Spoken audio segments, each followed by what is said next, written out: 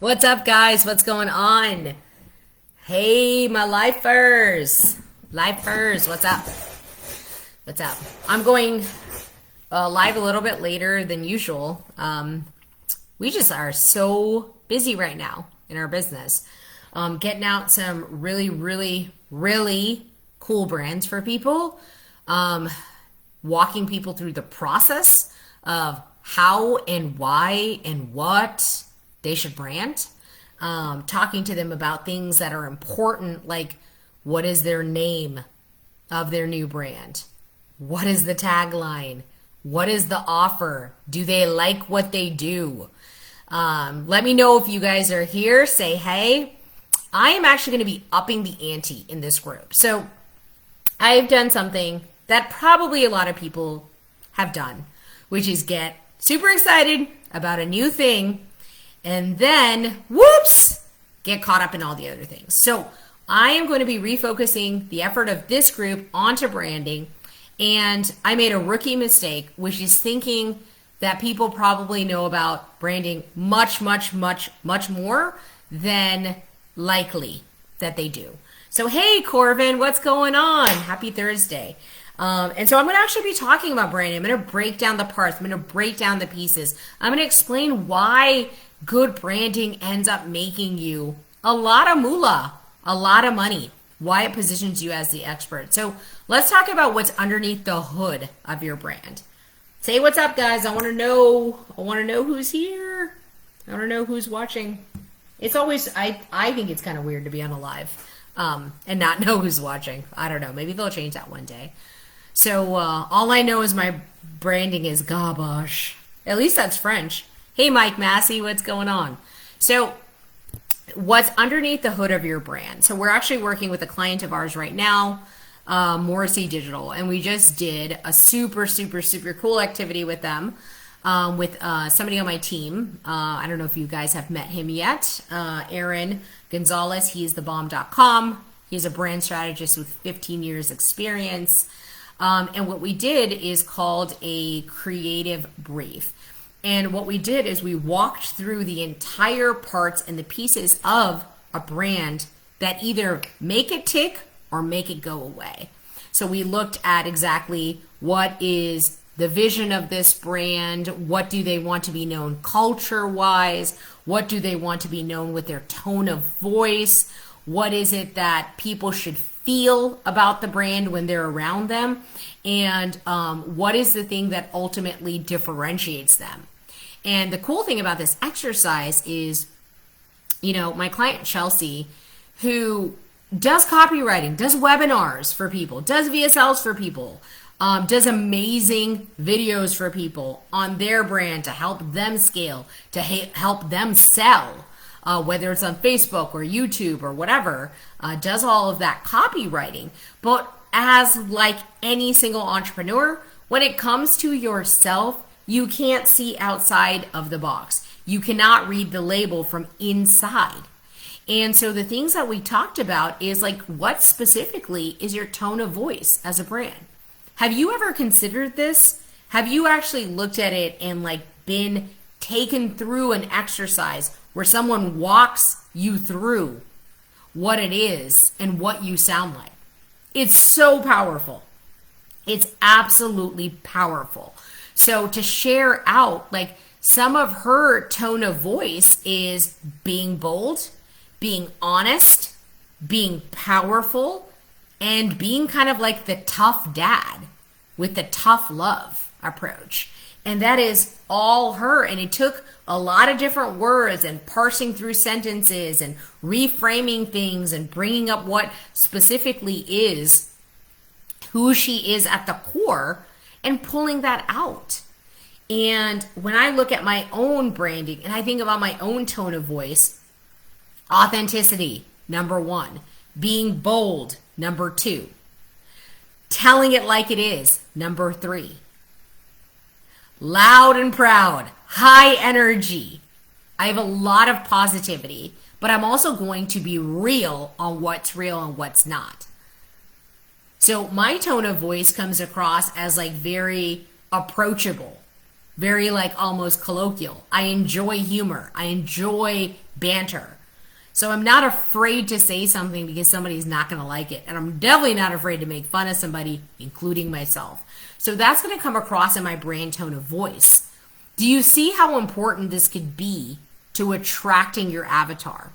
To have people actually listen up and follow what it is that you're talking about doing so that you can further influence what they're thinking, what they're believing, and ultimately, what are they buying? With this online market and the way things are shifting and turning, people are ultimately looking for the who to buy, not the what. Every single service is covered and redundant out there. There is nobody who is uniquely unique. You know, like maybe Tony Robbins, even Tony Robbins got people nipping on his heels. We got other Tony Robbins like-ish people. You know what I mean? Russell Brunson, we got people like him. There's a guy doing drop funnels. Like there are other people in every sector of the game. And so the only thing that you can count on that's under the hood of your brand that's completely unique is you. And one way to assert that is tone of voice. But it's not just that. It doesn't end there. It's having a clear picture of what is it that you stand for, why, how do you talk about it, what do you talk about it, how does your branding actually look, what do your fonts convey, what does this connection visually convey to people, what are you trying to tell them subliminally without saying anything, what are you trying to tell them overtly through your naming and through your tagline and through your program. What are you trying to connect with them on with the specific words you use, the tone of voice that you have, the messaging that you bring forth? So a lot of these things are going to create emotions. And emotions, at the end of the day, is the difference of why people feel connected to you. They want to hear what your story is. They tune back into what your live is. They comment on your posts. They want to reach out and DM. And then they eventually do the thing where they decide, I want to work with you. I may not exactly understand what it is that you do. I definitely don't understand how you do it. Because if I did understand deeply how somebody did something, I'd probably do it myself. But that's not what we're in the business for. We're in the business to save people time. People don't need to be expertise, right? They don't need to be expertise at this other stuff. It's a waste of time. And you are out there and you are in this full court press. It is dog eat dog world out there when it comes to online competition. So what drives competition? Either speed, quality, or your price. You've got to pick. You've got to pick two of those things. I'll say it again, speed, quality, and price. That's what drives things. So if you can understand what is the ethos of your brand, you can then design the perfect icon, the perfect typeface, the perfect alternate to the typeface, something that's a customized font that really feels like you and says something without it being said. Like all good design. All good design says something without being said. That's what's so cool about it. All of those things, we're very visual creatures. We have been brought up in a materialistic world. We are capitalist here, at least in the US. We're a capitalist, right? Corvin. Yep, that's why I follow you. The quicker we fire ourselves, the better. Thank you, Corvin. Well, we've always connected, right? Like, we have a similar sense of humor. We have a self-deprecating sense of humor. We can joke around. We can jostle. We can go back and forth. So what that says probably to you subliminally is if Bijou needs to kick my ass on something stupid I'm doing, she's not afraid to do that and call me up to what my higher power is. Call me up to what my higher level is. Call me up to the life I'm supposed to be leading, but haven't gotten there because I've got a bunch of old excuses. Old, tired excuses. Right, Corvin? Like, that's what it does. And so it's important to have that personal connection. What is up, Chuck? Yes, speed, quality, price. You compete on one of those things. Now, What's the online world selling? Whoa, you want to do high ticket, you want to do high ticket, you want to do high ticket. How many people have I seen try to do high ticket, can't do high ticket? Doing high ticket is not selling 1 or 2 high tickets a month. That's not doing high ticket. There are people doing low ticket, which I will define as $3,000 to $3,500 or less per offer. That is low ticket. People are selling stuff that's $1,000 or $2,000, making 100K months. You can sell low ticket and be very successful. But high ticket and doing it well does not mean having 1 3K offer and selling 1 a month. That's not high ticket. You didn't land it in high ticket. You're like barely hanging on by like the threads. That's not success. That's not going to scale. That's not going to feel easy. That's not going to win back your freedom. That's not going to win back your time. If you look online like something that is the cheap and dirty solution, you will attract cheap and dirty-ish clients. It is as simple as that. A $3,000 brand going to get you a $3,000 client. A $300 client is going to be attracted to a $300 brand. It all ties together. That's how it works. That's how people continuously climb that ladder because they are looking for the edge. And part of what you can do is start to pop the hood open, and before someone else can judge you on what is underneath your hood in your brand, why not define it yourself? Why not decide, I get to curate my own story in this life. I get to curate what I call myself, how I appear, the standard that people approach me with, what people perceive the quality of my brand to be. I get to control that. I'm the artist behind it. I'm the visionary behind that.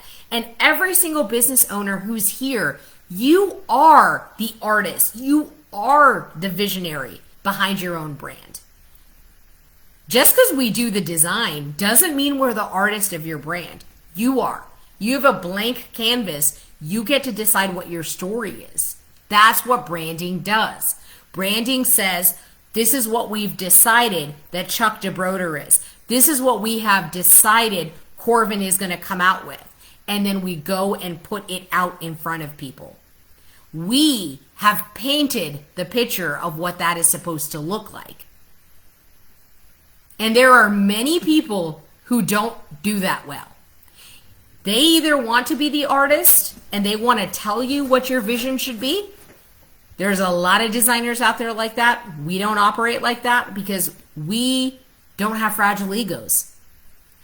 If you're a designer and you have a fragile ego, you're going to need to control the paintbrush.